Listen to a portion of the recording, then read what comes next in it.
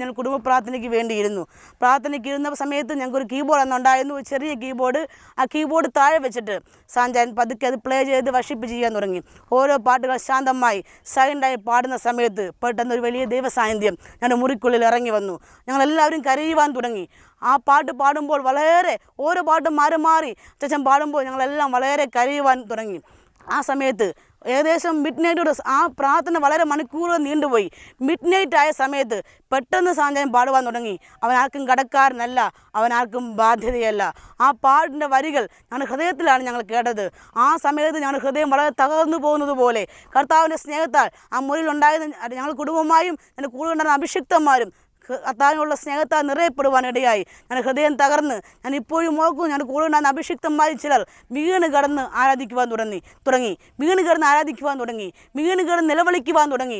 ആ നിലവിളി മണിക്കൂറുകൾ നീണ്ടുപോയി. മിഡ് നൈറ്റ് കഴിഞ്ഞ്